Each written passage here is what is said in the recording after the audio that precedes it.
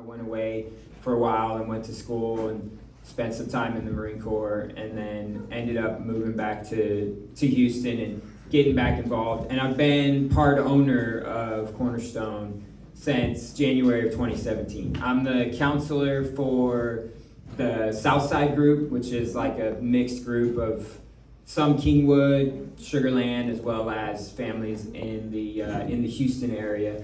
I'm still actively in recovery. I still work 12 steps, have a sponsor dudes through the 12 steps, and love doing this work. This is what I wanted to do ever since I was a teenager, sitting in outpatient, getting sober. One day something just kind of clicked or shifted for me, and I looked at my counselor and thought, you know, I'm gonna do this. I'm gonna be him someday. So I literally get to wake up every day and live my dream. So I'm very fortunate and blessed to be here, really excited. Hey, I'm Kelly.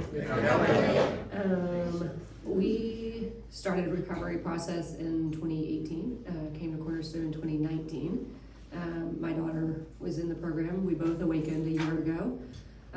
And yeah, I'm a raging codependent in recovery and continuing to work a program for codependency addiction. And that's not even a joke. So yeah, even after you awaken, it's very real. What else am I supposed to say about myself? Whatever you want. A little bit about your experience in recovery, or what the journey's been like for you, or you can leave it at that. That's great too. Yeah, no, we were super grateful to find Cornerstone. We did 2 rehabs in a psych hospital before we found Cornerstone, and joined Cornerstone in 2019, and super grateful to be here.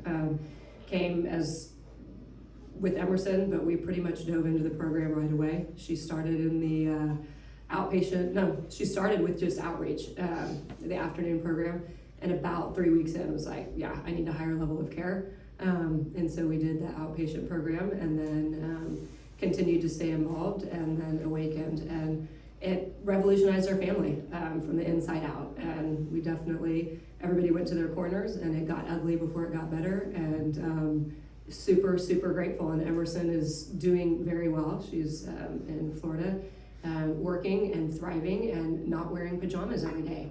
So it does change.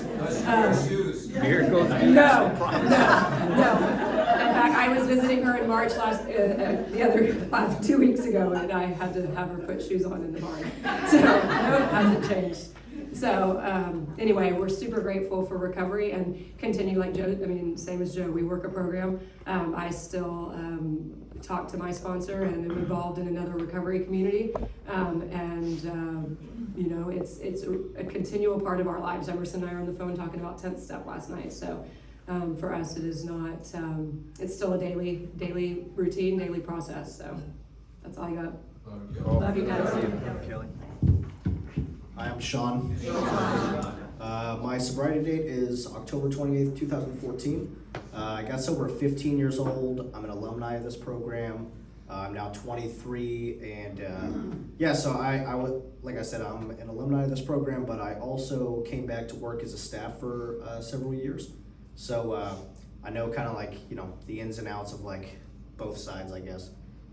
And my mom and I were contributing members of Cornerstone. We went through the Kingwood group, and I've still got a, my mom and I's relationship it's really only gotten better since I've awakened. That was 5 years ago.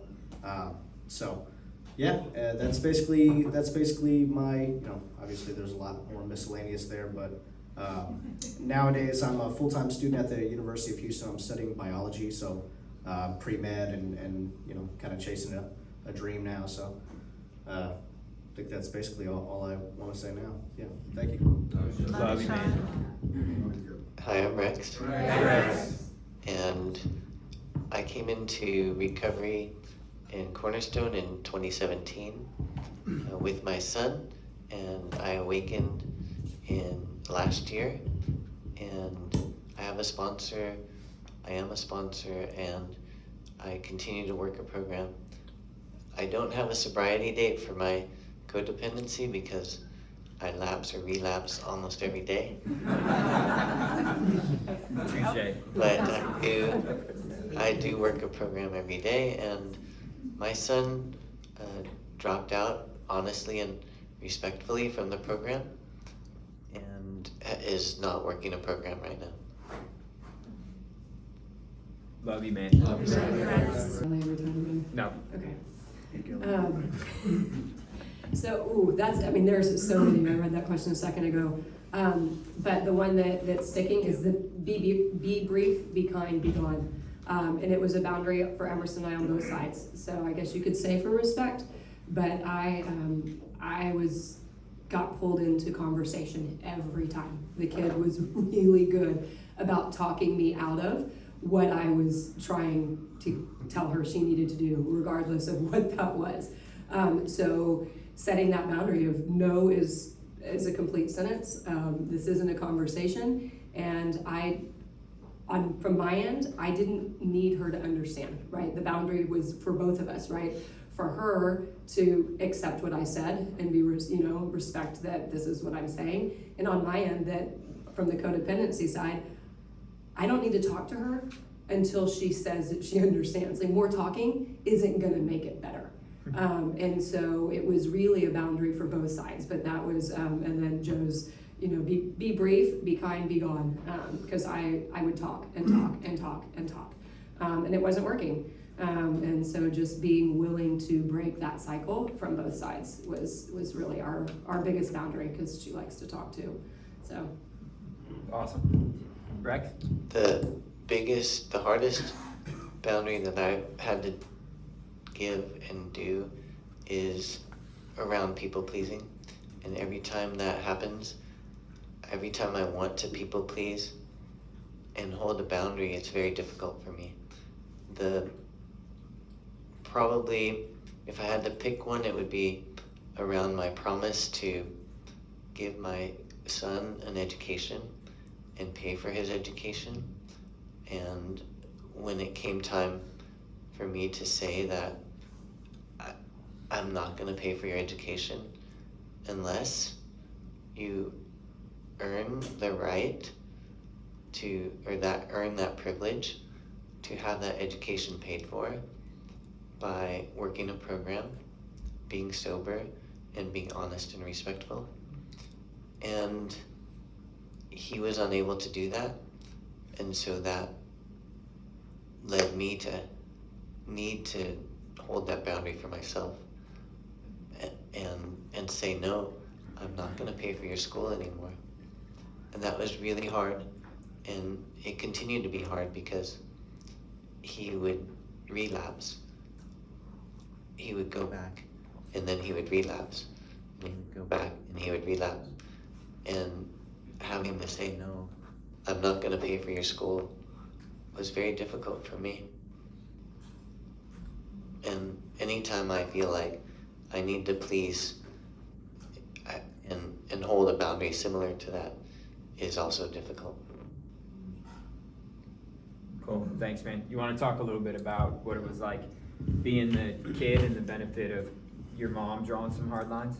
Yeah, so I was thinking about it on the way here. So I kind of found out that I was entitled. I didn't, and I mean in a way that, like, we didn't grow up with a whole lot of money. It wasn't, I want this, so I ask for it and I get it, like that. I guess my view on entitlement was kind of skewed.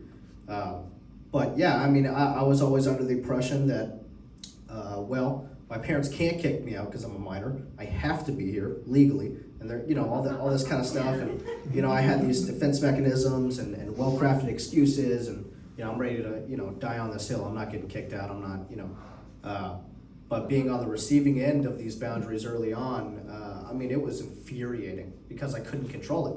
And my mom was starting to finally have a backbone and starting to actually follow through with things she said she would do, which was a new phenomenon.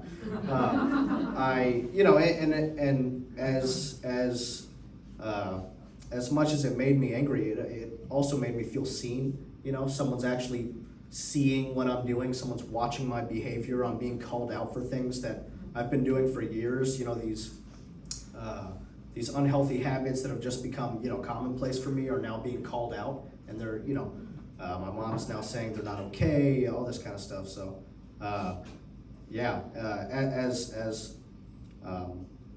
as angry as I would get initially, in hindsight, looking back at all the boundaries and all the shots that my mom would call on me, I eventually got extremely grateful for them. And I guess maybe this is like weird. Maybe, not every kid is like this, but eventually, whenever I got about a year sober, maybe a little less, I would start having shots called on me for random things that I wouldn't even be called, I wouldn't even assume were like bad things, it didn't make me, they weren't dishonest or anything. I would just forget to lock the door whenever I came home at night. And I'd get a shot called on me, go feed the homeless for a week, like that kind of stuff. There used to be a place called Way Station at Palmer Episcopal. So I'd go feed the homeless. And I was just still being seen for every single thing that I did.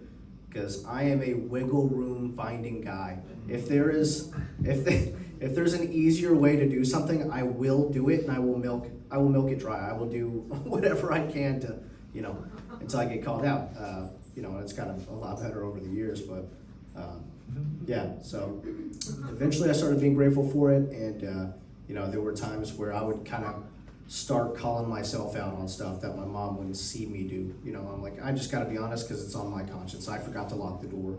I forgot to, do this, that, and the third. And in that case, I learned that the consequences were a lot less harsh if she didn't find out that I did something. If I was honest that I did something. That's it.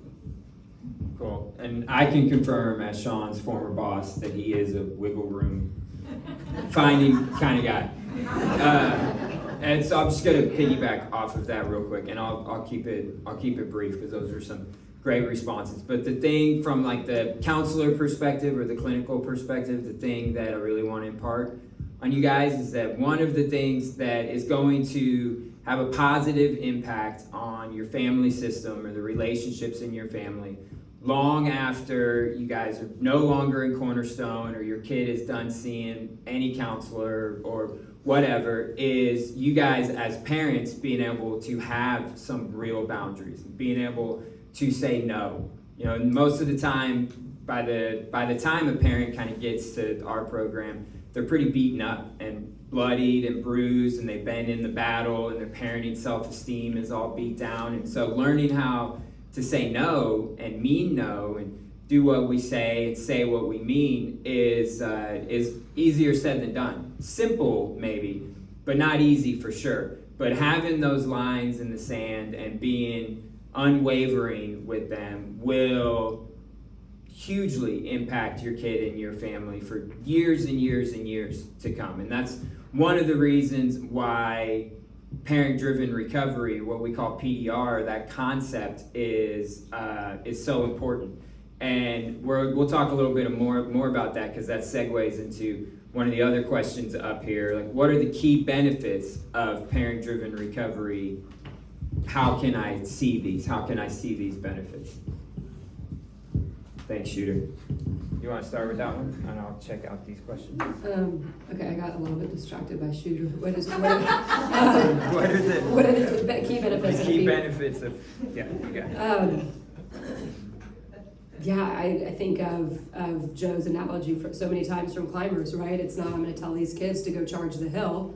I'm going to charge the hill, and these kids are going to follow. And that was true. I mean, we saw that in our family, and to be honest, Emerson really led that charge. We did not come to Cornerstone with the attitude of Cornerstone fix my kid, for sure. But Emerson just dove. She was ready. She dove in, and as I saw changes in her, and then started working my program, and then it flipped back. But it was just a trickle down effect as I held my boundaries and I got healthier and I stayed in my lane and I focused on me, and everything else became white noise, and I focused on myself and what I could control. Things started to fall into place because I was in my proper position. Then Emerson's boundaries, and it really, I mean, completely honest, if my husband were here, I'd say it, he started wanting to work a program. The healthier I got, the more my husband was like, I want that. Right? And so then he started working a program, and now he's in a different recovery program for veterans. And then my son, who does not struggle with substance abuse addiction, but struggles with other stuff, started falling in line. He doesn't work the 12 steps, but he started implementing and responding to the boundaries in our home. And then my daughter in Florida, who didn't even live with us, started making changes. So the more I led by doing my program and minding my own business and maintaining my boundaries, the healthier my entire family got.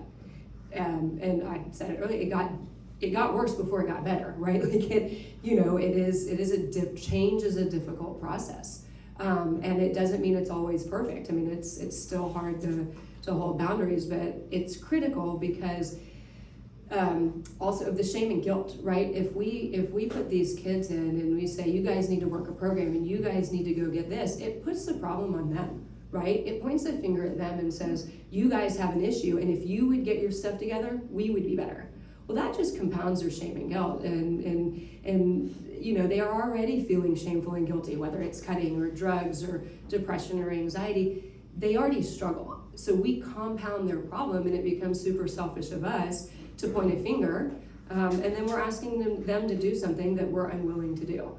So on so many levels, I think parent-driven recovery is critical. And to be honest, I think it's miraculous that there are teens that get sober without parent-driven recovery. And I've seen it in this program. I've seen teens, but Cornerstone becomes their family, or their host family becomes their family, and a parent really is driving it.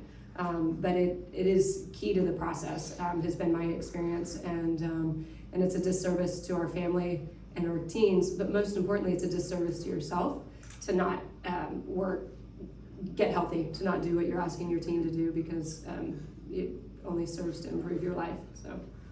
Cool. Rex, anything to add to that? Yes, will you repeat the question? I want to stay on topic. What are the benefits of PDR, and how do you see these? Okay, so what came to mind is the main benefit for me was that I became trustworthy because I wasn't trustworthy. I thought I was trustworthy, but I really wasn't. And the acronym BRAVING that Brene Brown talks about stands for B is boundaries, R is reliable, A is accountable, V is a vault, I is integrity, N is non-judgmental, and G is generous. And for me, I wasn't any of those. I couldn't hold healthy boundaries. I wasn't reliable. I didn't say what I meant and mean what I said and not say it mean. I wasn't holding myself accountable or them accountable. And I wasn't a vault because I love to gossip. And I didn't have integrity.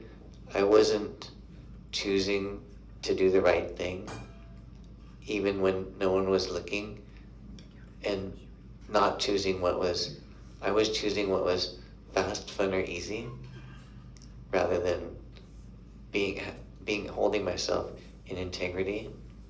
I was judgmental. I would go one up or one down and judge or become the victim. And I wasn't generous with my love or loving myself or loving other people. And through this program, I learned all of those things. I learned how to hold boundaries and be reliable and accountable and a vault and have integrity and not judge and love myself and other people. And in that way, I became trustworthy. And this program, through parent-driven recovery, taught me those things. Love you. Love you, man. Yeah, I'm just piggyback off of that real quick too. So there's such thing, and several of you parents in here I've seen become this, but there's such thing as like a catalyst of change. And that's really what a lot of the parent-driven recovery is about. That like we want the change in our home to start with us. because we know, those of you who are familiar in Al-Anon kind of has their 3 C's, that you didn't cause it, you can't control it, you can't cure it. But a big part of the parent program around here is there's a 4th C in there that we've contributed. And when we're really being honest with ourselves, we know that we have, even through the best of intentions. I judge myself by my intentions, and the world judges me by my actions, which is really the way that it should be. So even through the best of intentions, by creating entitlement, which Sean was talking about, which is a learned behavior, we teach people to become entitled, or our codependency in the various forms that can take, or enabling behavior, and the list goes on and on. So the piece about the parent-driven recovery is really about, I kind of have this philosophy that I've developed over the years, that if I get the parent, I'm going to get the kid. And if I get the parent, then they've got some buy-in and some belief and trust and faith in the process and the plan, and they're getting plugged in, attending meetings, climbers, meeting other parents, like all that kind of stuff. If you're doing all those kinds of things and getting engaged on all those levels, then sooner or later, that's going to have a positive impact on your kid and your whole family. But specifically, it's going to have a positive impact on your kid. You're going to get stronger. You're going to gain more knowledge, have more confidence. That's going to instill confidence in your kid, because they're looking for people to follow. And they look to their parents first. When the parents don't give them something to follow, that's when they start to look elsewhere. And so that parent-driven recovery, it can't really be overstated how important that is. The only thing that is kind of on that same level of importance is their friends, is having healthy friends. We are who our friends are. But working on ourselves, it has a ripple effect. It really does. And it's almost impossible to really accurately gauge what that ripple effect will be or what it looks like necessarily, but there will be one. Beyond a shadow of a doubt, there will be one, because we're leading by example, and that's huge. Okay, did you have another one that you wanted to do? Well, I was just gonna, I can loop that in, the SOD one. Okay. Yep. So why is parent involvement important after my kid already SO'd? So I'll let, Kelly's the only one on the panel that has a kid who SO'd. So she's the expert in that regard. So I'll turn this over to you. And SO'd, for anybody that doesn't know, stands for significant other. And it's a ceremony that the teens and the families go through when they graduate from our group therapy or our version of outpatient program. And it's a ceremony making amends to their family for their behavior. So we can plug in like early recovery, like early recovery. Like once we've gotten out of like the stabilization phase, or we're no longer in triage, because not all of your kids are going to be in outpatient or have gone through outpatient, but it's still applicable. Yeah, and most of it is the answer to the parent-driven recovery that we just gave. But a huge part of it is that's when your new skills that everybody's gone to their own corner, this is going to be the first time that it's really put to the test. When, because when they're in outpatient, 9:30 to 10 o'clock at night, we all know those kids are occupied, right? They SO and they're all of a sudden managing their own schedule, whether it's work or school or home. The support that is needed to transition from that full-time level of care from Cornerstone to not is critical. And so the parent involvement, you basically done your homework and now you need to apply it, is how I would say that. So I would almost say it's more critical because you don't have your kid 24/7 in a program and you're learning to use your sea legs is the way I would say that. Cool. Do you briefly want to say like what it was like for you after you SO'd and how important it was?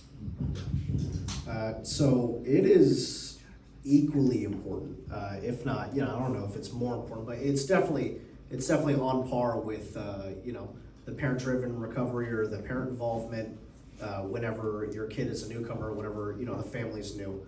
I know for me, again, I'm someone who likes comfort. I don't want to get uncomfortable unless I absolutely have to, or I'm put in a position to be uncomfortable and inadvertently grow, right? That's the only way that I can grow is whenever I'm uncomfortable. or like pushing for something or anything like that, growing pains. And getting out of outpatient, it was almost, there's this instinct with a kid. You work so hard for so long, you did 3 meetings a day, you did step work an hour a night, you called your sponsor every single day, you went to group therapy, you were honest, you learned all these tools, right? And then you get out of this environment where everybody's doing their best and working their butt off and grinding, right? You get out of that environment, and then it becomes easy to justify not doing certain things because you're no longer around people that are, just constantly working and grinding and all that. And naturally, for me, it's easy to justify, well, I worked so long, and I kind of deserve a break, right?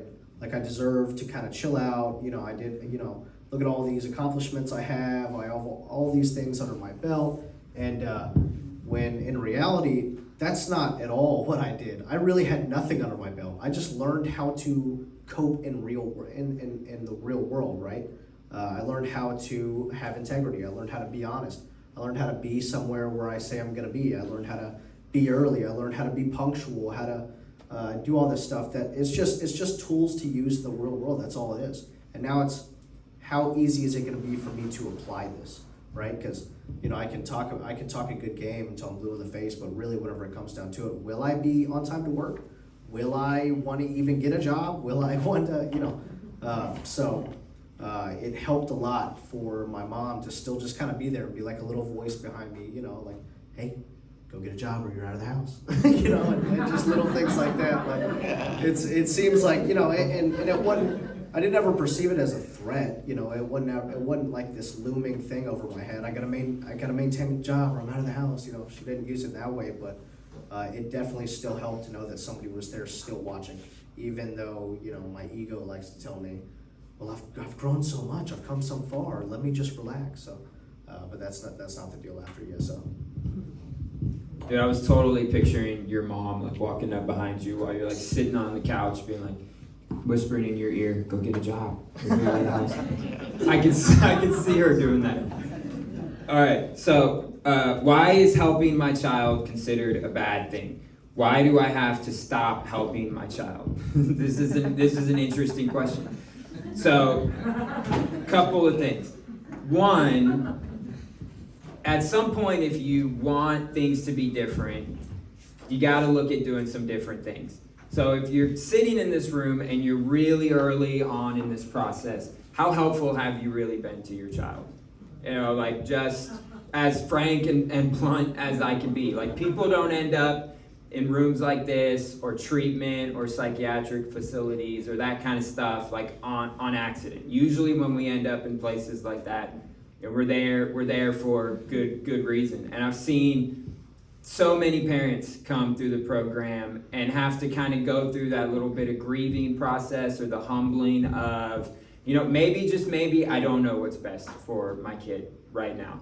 And I have so much respect for that when parents present like that and they're like, man, I know that we need help. I'm going to be an active part of this process, but I know that I don't have all the answers, or this is why like programs like this exist. Also, a good rule of thumb is to not do anything for them that they're capable of doing for themselves, because so much of the work that we're doing is around their self-esteem, because it's one of the things that almost universally, when we get into recovery, which is a fancy word for healing, but then when we get into recovery, it's almost universally one of the things that we don't have.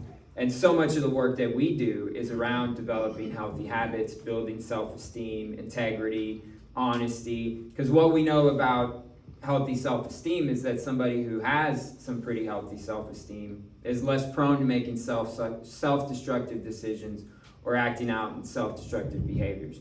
So when we're doing things for them that they are capable of doing for themselves, we're robbing them of those opportunities to build some self-esteem. Do you want to add to that from the parent perspective, and then I'll go to Rex? Why is helping my child considered a bad thing? Because you're a codependent. because you're a raging codependent. Because and that's why I was just writing it down so I didn't lose my thought. Because you're not helping your child, you're doing it to make yourself feel better. That's why. Well said. I shouldn't say you. I don't know. I don't know what you're doing. That's what I was doing. Rex? Will you hold the microphone to me? Yeah. Got you. Hopefully. So what came to mind was emotionally ignorant, because I was really emotionally ignorant, and because I was emotionally ignorant, I wanted my child and children to always be happy, because I thought that was helping them the most and would help them the most. And everything I did was because I wanted them to be happy. I didn't understand that it's important for them to feel sad and feel angry and have healthy shame and healthy guilt. All of the emotions that I passed on to them were passed on in a less than nurturing way. I wasn't able to let them sit in their anger, or like I can with my 2-year-old. He can be angry and I'll just let him be angry and ask him if he's angry and say that it's okay to take a deep breath and count to 4. And since he's not so involved in his thought process, his anger goes away. His sadness goes away. He can breathe and hug himself or take a deep breath, and I don't have to go and save him from his sadness or his anger, or he doesn't have guilt yet, but but I don't have to shame him if he does something that I'm not happy with him doing. And because of my inability to let my other children feel negative emotions, if you want to call them, or difficult emotions, I would always rescue them and try to make them happy. And they could not develop any emotional intelligence, and so both they and I were emotionally ignorant. And I think that's what came to mind when this question came up, is what happens to them when I continue to rescue them is they don't develop emotional intelligence and they don't develop self-esteem. Love you. Thanks, buddy. All right. Being in the group or the group program seems to leave no room for school. How do other parents handle this? So I'm just going to kind of try to bullet point this the best I can, because my mind goes several different places with this question. And it ties into a couple of these other questions up here, like when can I, in a sense of like, when can I start trusting my kid again, or when should I give them phone, laptop, car, like those kind of things. So the thing that I would say, and it also ties into the PDR question too. So the thing that I would say about school is that, like, you guys are the parents. Like, I'm never going to be the guy that tells you how to raise your child or what you have to do. Like, that's part of the parent-driven recovery. And this comes back to, like, having a partnership with the parents. If we've really got a partnership and we're on the same page and we have a united front, and you guys do with the clinical team, then, and we have an understanding that recovery's got to be number one. Like, to be a part of, or for me to work with your child, recovery's got to be number one, and I got to be convinced by you and by your kid that recovery is number one. Because knowing, just from like my personal as well as professional experience, anything that is put above my recovery, I'm not going to be able to really do all that well anyways, and I'm probably going to lose. And I can't go to class if I'm dead, or if I'm in prison or institutionalized, right? So especially somebody who's dealing with substance abuse issues and really self-destructive behaviors, If we're not in recovery or working on ourselves, those are usually our destination. Jails, institutions, or death. And so for that reason, recovery's got to be number one. A lot of your kids are in a fight for their lives in a very real sense. So when it comes to the school thing, that's where the partnership piece comes in. Because if we are on the same page and we're united, then there's almost nothing that we can't do together or we can't make work. And if we are united and on the same page and we implement a plan and it doesn't work, well, then it's not all that difficult to kind of come back to the table and be like, okay, what do we need to tweak? What needs to change? Why isn't, there's a reason why this isn't working. What is that reason? But if we don't have that partnership and we're not on the same page, well, that's where people start to get really anxious. They get put on their heels. We get really reactionary. And generally, I start to make decisions based out of a place of fear. And almost always when I make a decision based out of place of fear, it blows up in my face. And there's so many options when it comes to the school piece, but recovery has got to be number one. I wouldn't be where I am without my education for sure. So to me, it's like recovery is one, and then education is like 1B. That is absolutely important. But if you've got somebody that is, suffering or dying from internal bleeding, you can't just put a Band-Aid on it. You got to actually serve the need and have some stabilization, and then look at introducing some of those things at some point. And it looks a little different. There's not a one size fits all. It looks a little different for every family. You have anything, Rex? You have anything you want to add to that with your boys? We put the microphone. Yeah. So, I was really big into education, and I still am.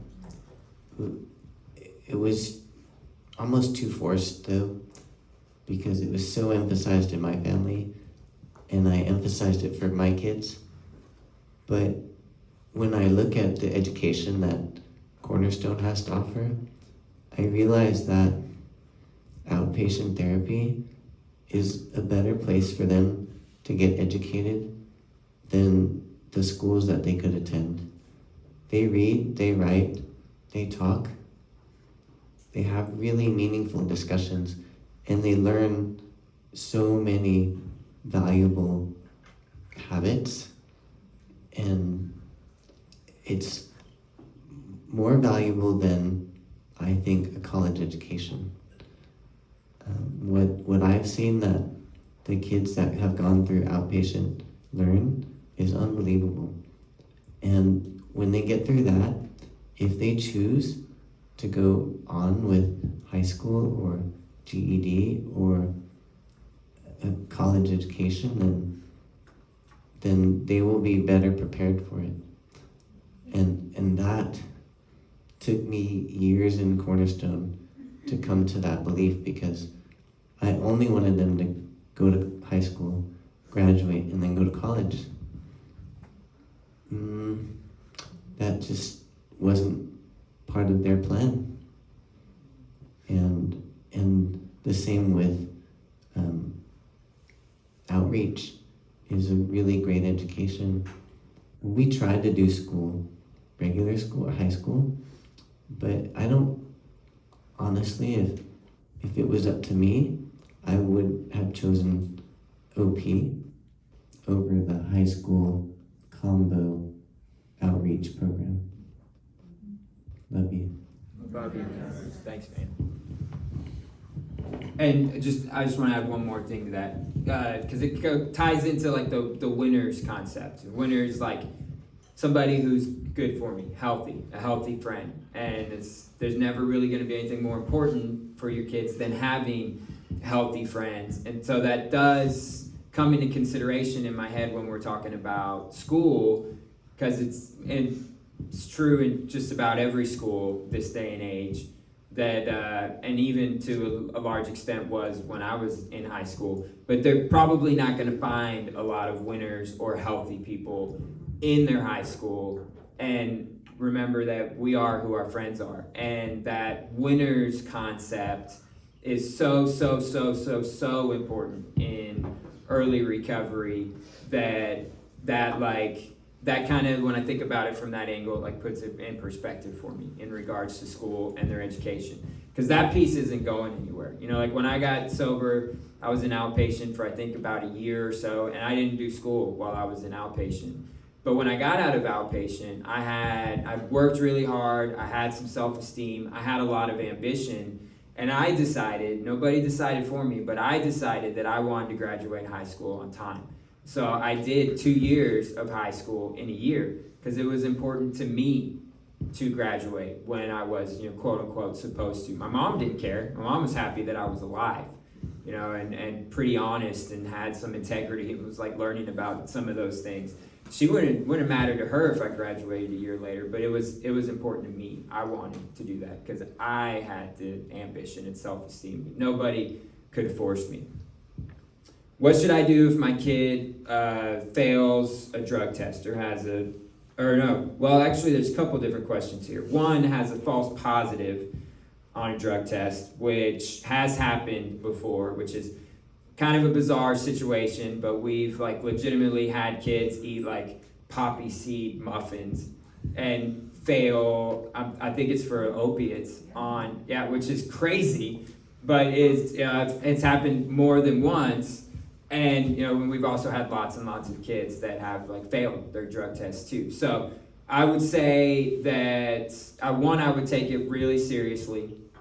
This kind of underscores the importance of having a plan B or being on the same page with the clinical team, so that if that happens, knock on wood, because relapse is a part of a lot of people's recovery, but it doesn't have to be. But if that happens, then we're ready. We're okay, we've been training for this. We already knew what we were going to happen or what we were going to do if this happens. So then we just immediately move into whatever that plan B was, whether it's increasing the level of care clinically or sending them to treatment or moving them from individuals into group therapy or whatever that may look like. The thing that I would encourage you guys to do is really watch the behavior.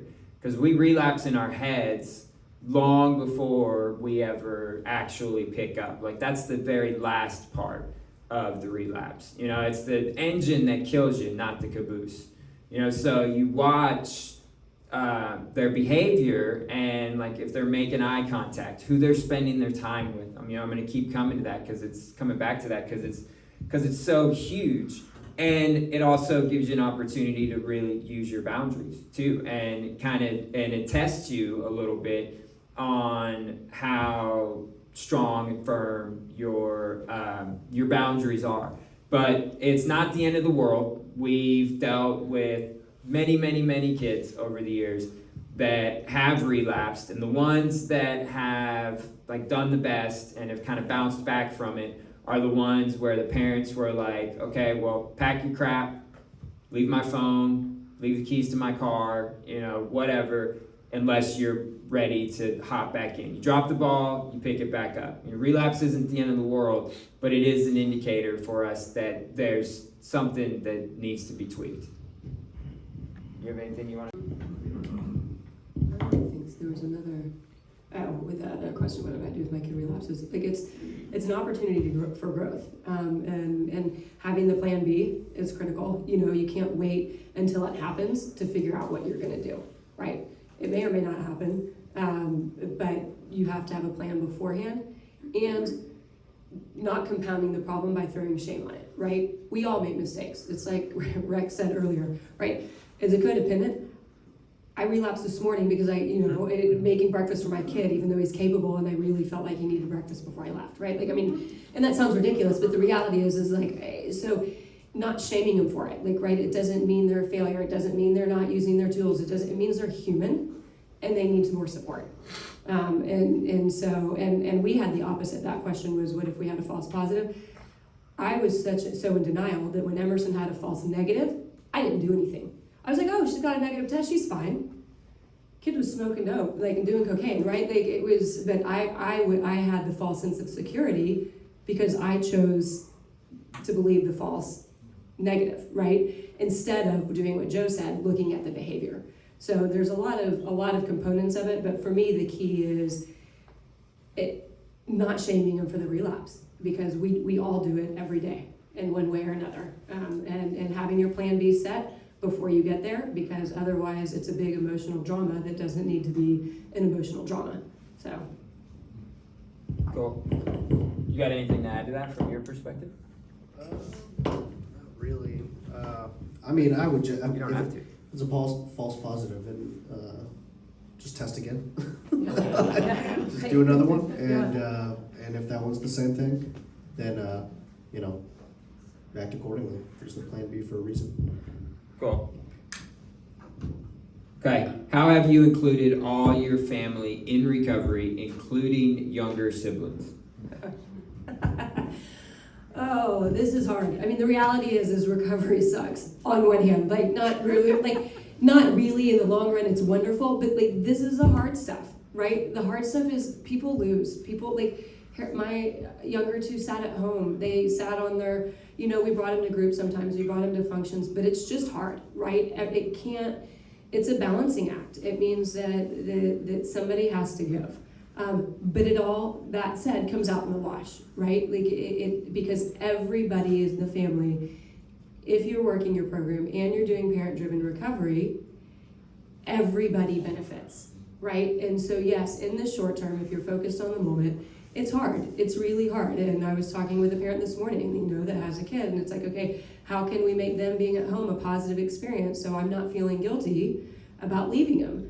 And so you just have to work hard to balance it, and it's exhausting, and it's not easy, and it's also including them, finding a way to include them in the process, and bringing them to the parent-teen functions and bringing them to the fun stuff. But also, there's only so much of you that can go around, right? The reality is if you had a kid with cancer, you'd be up at the hospital 24/7, and the kid without cancer would be home, or with a friend.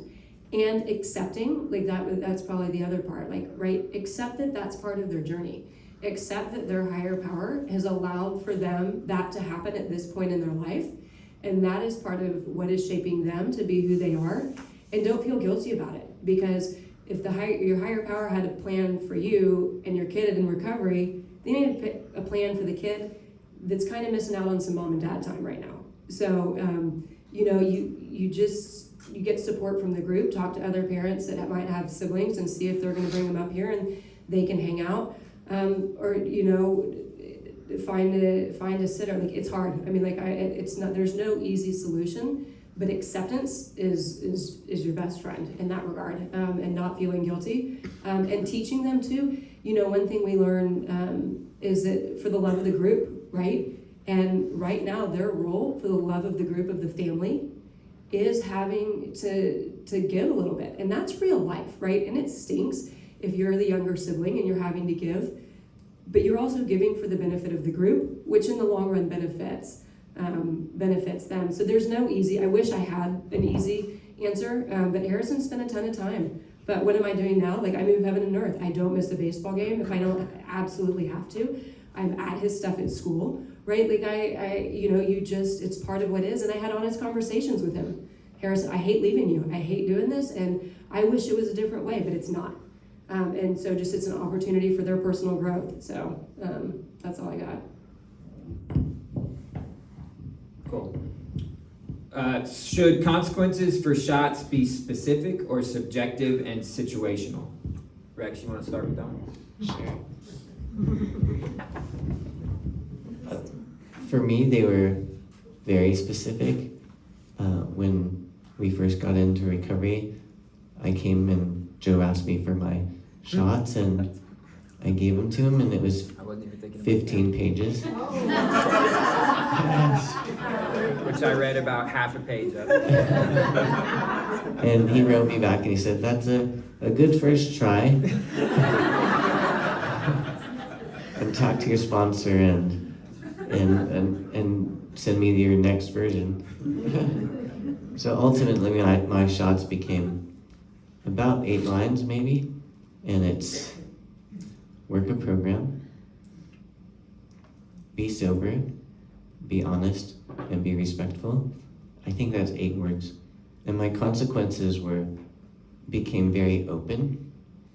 So if they were one of the top two, which are life or limb threatening, or I'm sorry, life threatening, the surgeon came out of me. So they were life threatening, so if they weren't working a program or sober, then that's life threatening. And for me, that consequence is a higher level of care. And that could be more meetings, or it could be rehab, inpatient rehab. But it was open-ended because I don't think quick enough. I can't reach out to my higher power and my sponsor and the counselor in that instant. So for me, I'll call a shot, that's a shot, and I need to reach out to my God squad, my winners, my sponsor, my higher power, my counselor, before I can come up with the best higher level of care plan for that moment. And then the next two shots were about respect and honesty. And for me, the same thing. It was removal of privileges until amends were made, and amends were an apology plus a change in behavior. But that wasn't listed anymore. It was removal of privileges until amends are made. And there was no time limit anymore, because I learned from Joe that if I say you don't have your phone for 24 hours, that's really easy for him to do. Or for a week, but if I left it open-ended, it was better for me and my family. So mine were open.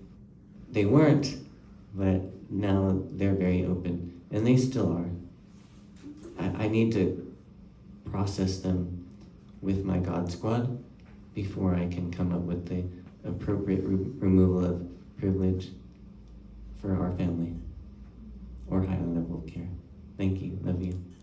Cool. I don't think it's very important what the shot is, as long as there is one. I think the most important, it kind of felt like my mom would just like spin a wheel of random consequences for whatever I did. But I mean, you better believe that there was a consequence for every single action, good or bad. Whether it's praise or it's, not condemning, but it's, I keep saying this, but it was really important for me to be seen. I felt like for so long I wasn't seen in a real way. There was very little consequence for whatever I did.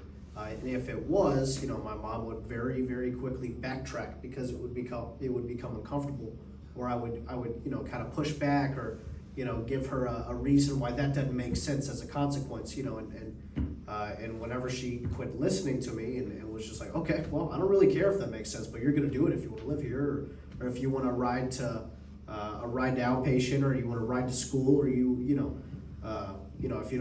you don't want to respect me and respect my boundaries, then life's going to be a little bit more inconvenient for you for the time being, and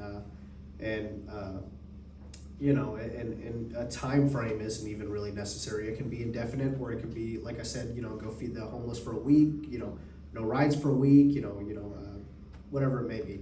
But yeah, as long as there is one, I think is the most important thing. Totally. So it's a little bit of an art and a little bit of a science when it comes to the shots. One of the things that I think of is you want to model the behavior that you're wanting to see from your kids. So one of those behaviors is consistency. And you don't want to constantly be moving the goalpost, because that's not going to create a lot of consistency. And it's hard to have like some safety and build trust in relationships if things are really wavering or inconsistent. And the shots, the rules, basically what the shots are, they're designed to take the emotion out of it, because the consequence is not a punishment. And this also ties into the us working our program in the parent-driven recovery piece of it, is that there's a big difference between consequence and punishment.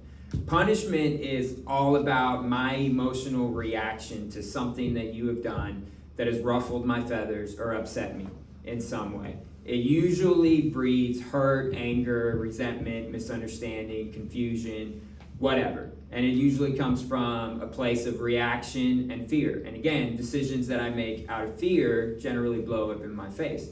A consequence is meant to be a corrective action, a corrective measure. I'm not doing this because I'm pissed at you. I'm doing this actually because I love you and I want to put you in a position to where you can address the behavior, where the behavior can actually be addressed.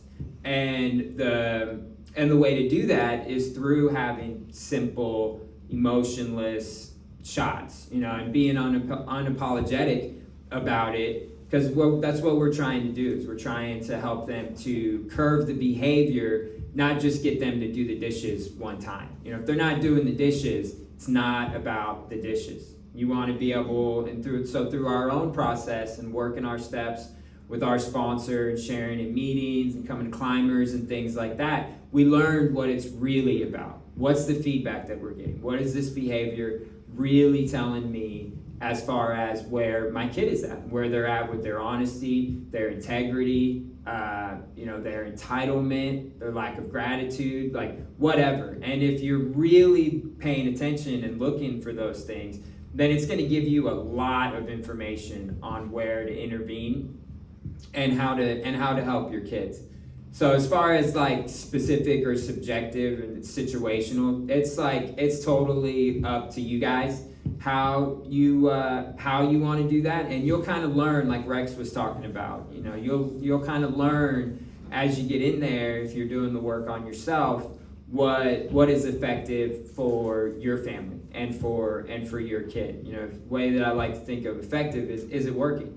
If it's working, then it's effective. If we're seeing some results, even if it's 2 steps forward, 1 step back, which is still progress, but it's about the best that people like me and Sean and your kids can hope for, then what we're doing may be working, and we just need to keep working it or tweaking it as we go. Anything you would add to that? Okay. Are we going here next? Yeah, I think so, yeah.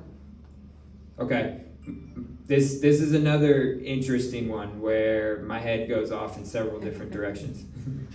My teen wants to switch to another APG because his friends from school go there. What should I do? That's a really good question, and one that I would encourage you to bring to your sponsor for sure. You went through that. Yeah. Well, I mean, I guess my first question is wondering if that's the actual reason. For me, it's what's called the wall phase. I get into a new APG or I get into a new program, and I'm shown so much love, and I love the functions, I love satellite, I love the outreach program, and then I have my first session. And it's like, okay, get to work. I'm like, I don't want to work, so I'm going to go somewhere else. And that's kind of my experience right now. And I'm not saying that's that kid's truth, but I also have experiences working in other APGs as well, and I can say from my experience, from my own personal experience, this is the one that I just see the most parent involvement. I think that's just the most important thing, because the kid's going to do whatever the kid's going to do. But like we've kind of been saying this entire time, that how involved the parent is and how the parent is leading by example is going to determine. And it's not a one size fits all, but they have a higher chance. I would say they have a higher chance of being successful if the parents are involved. In other parent groups, I'm sure there are some that are great, but I haven't seen very much in my experience. So that's what I got. Rex, you want to add anything to that? I'll add a little bit. I would say that we were in another APG, and it was really good. We liked it. When I came here, this was the first time that I felt that I was being taught how to be accountable and learn and grow and recover. And so for me, this was the best program. And I believe that for my child, it was too. And so every time he thought about leaving, I wanted to hold the boundary that you work Cornerstone, or that's kind of that's it, right? You have to be here, and otherwise there's other consequences. Like, I don't know how Joe says it. How do you say it, Joe? When Say what? that it's Cornerstone or you're gone, kind of. Is that what you say? I don't say that, but I encourage parents to say that we're a Cornerstone family. Thanks, Rex. Yeah. Yeah. So again, this kind of leads me back to that. It's most of the time it's not about either program. It's not about APG. The discussion or the issue is not with the program. Like Sean was talking about, sometimes it gets a little hot in the kitchen, and we're like water. We're gonna seek out the easier, softer way.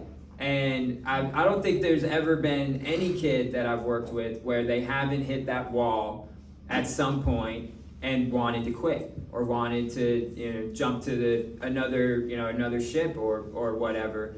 And that comes back to the adults having a real partnership and being on the same page and the same vision in mind, and holding your kids' feet to the fire with like modeling that behavior. If we've made a commitment that we're gonna do this, then I don't know, and I ask people this in sessions all the time because I've gotten in trouble making assumptions, but the word commitment to me really means like come hell or high water. If I tell you I'm gonna do something, then I'm gonna do it. I'm not perfect by any means, by no stretch of the imagination, but my integrity, my self-esteem is tied to my level of commitment and following through and doing what I say I'm gonna do. And that's the behavior that we wanna model for the kids. And so again, this comes back to like really seeing your kids and what feedback are they giving me? What are they really telling me when they're saying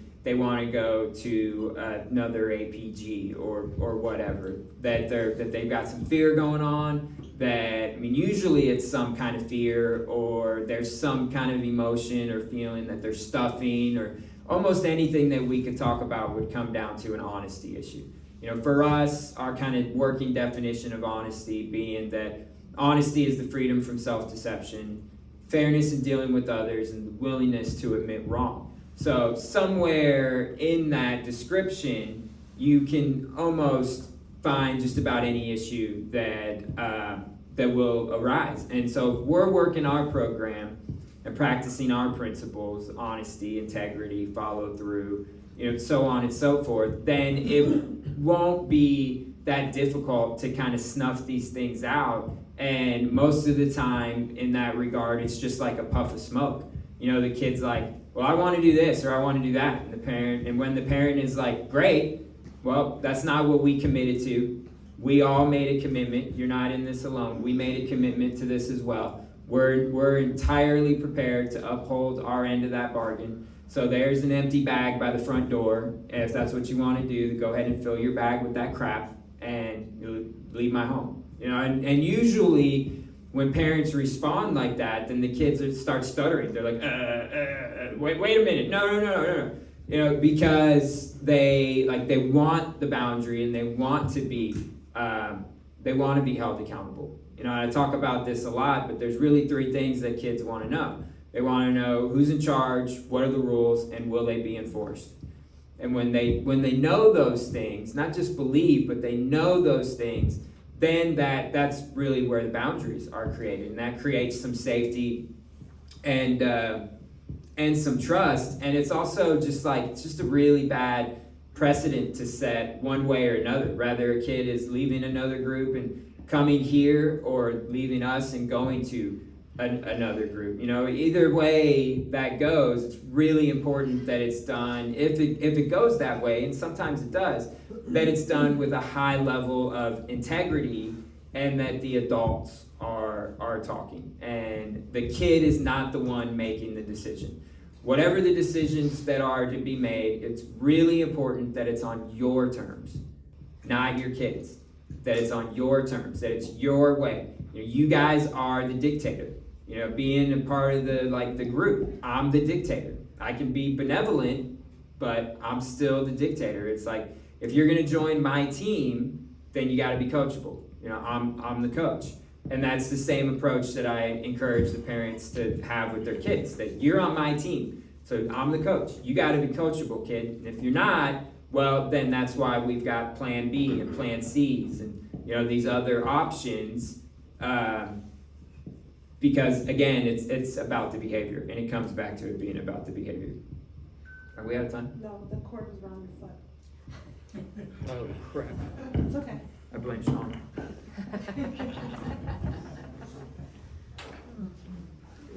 Okay, what time do you guys usually close on Saturdays? 45. What time is it? 45. 5 minutes. Okay. Well, I didn't pick out another question. You got another one? Not that one. No, that one. Okay, we're not doing that one. It's a dumb question. You can do that or that. I mean. All right, this is a pretty good Yeah. one to kind of end on. Yeah, it is a good one. All right, in recovery, at what point do you feel like you got this, or do you ever? I think all of us can say a little something on that.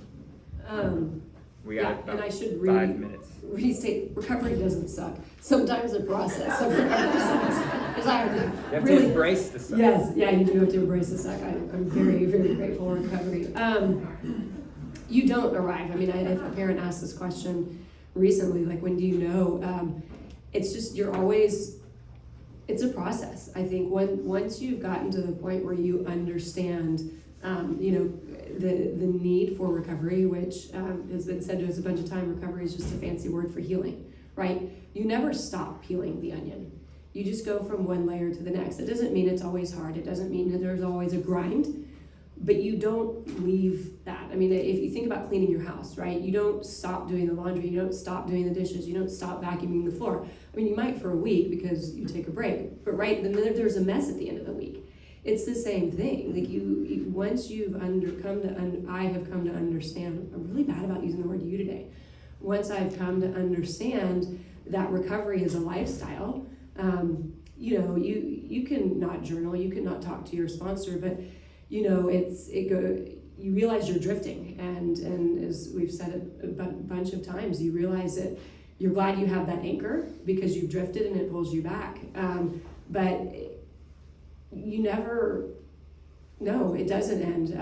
You can find a different path for yourself. It doesn't, you might not be the person that needs to go to a meeting every week. I still go to a meeting every week. It's good for me. The community is good for me. But I don't think there was another component that I was trying to remember. Do you ever Yeah, do you ever feel like you've got feel this? like you got this? Yeah, no, At the what complacency kills, right? Like if you think you've got it, like your ego's starting to my ego's starting to take back over, and I'm realizing that my arrogance is gonna get me into a pretty ugly spot. But the difficult, the daily grind, the exhausting, the being here day in and day out, the Cornerstone running your life, yeah, it ends. It does end, and it's totally worth it. But does healing ever end? No. So I think that's all I got. Love you guys. Cool. Love you. All right. I want both of you guys to answer it. Keep it kind of brief. So I haven't thought about drinking or using in years, which is crazy to say, right? And I agree with what's been said. Complacency kills, but at the same time, I don't need to hit 3 meetings a day. I don't need to call my sponsor every single time I have a negative thought. I'm pretty interdependent on everybody in my life. I know what works for me, right? I've been sober for like about 8 years, so I've pretty much, it's not perfect. I still make mistakes. I still screw up. I still do all this, but I mean, I know kind of what my formula is, right? I meet up with my sponsees once a week. We meet every Sunday after a meeting. We talk, we check in, do step work. I take care of all my school assignments. I wake up, I drink coffee. I live a very simple life, and it works for me. And that's after years of grinding. That's after years of constantly looking at myself and 10th stepping and sending emails about my day and all this, right? And it's not this, it's not ego and it's not arrogance, but it's a feeling of, I know what works for me, and I'm very comfortable, and I'm still, I'm no longer addicted to the program, if that makes sense. I didn't get sober to be addicted to Alcoholics Anonymous. I don't want to stay at a AA club and smoke cigarettes with people for the rest of my life. That's just not in my, it's not attractive to me anymore. But what is attractive is, not so much complacent in the program, but I want to do stuff with my life. That's why I'm going to school. I do not feel complacent in my life, which is I think very important. You got to have goals. So yeah. So what came to mind is that I'm as close to the gutter as anybody, and I was in the gutter. I don't want to go back. And for me, if I work my program, I feel I will stay out of the gutter. And so I wake up every morning and I work my program. I reach out to my higher power. I work my steps, the ones that I do, which is 3, 10, 11, and 12. And I'll try to hit meetings when I can, at least once a week, if not 2 or 3 times. And in doing so, I stay out of the gutter. Do I ever feel like I got this and I don't have to do that? All the time. I feel like I got it. I feel like I don't have to do that stuff. But I listen to what Joe taught me, which is it works if you work it, and complacency kills. And if I don't work it, I don't think it'll work. I truly believe it won't work, and I'll relapse in whatever issues I have. And complacency kills. If I stop doing that, I think it will kill me like it was before. All this stuff was killing me and my family. Love you. Love you, man. So I'll just say a couple of things and then we can wrap up. But one of the things that came to mind is like recovery is not designed to be your life. Even though, I'm saying as those words are coming out of my mouth, like recovery is my life. But it's not designed for everybody to, for recovery to be everybody's life. It's designed to enable you to live a life that is fulfilling with some happiness, freedom, and joy, so on and so forth. And I always have to remember that my problem was, is, and always will be Joe. And that's never going to change. Always. I'm always going to be my problem. The drugs, the alcohol, the fighting, the being the class clown, the sneaking out, all of that behavior that I engaged in to change the way that I felt and try to fill this hole in my heart, those were my solutions.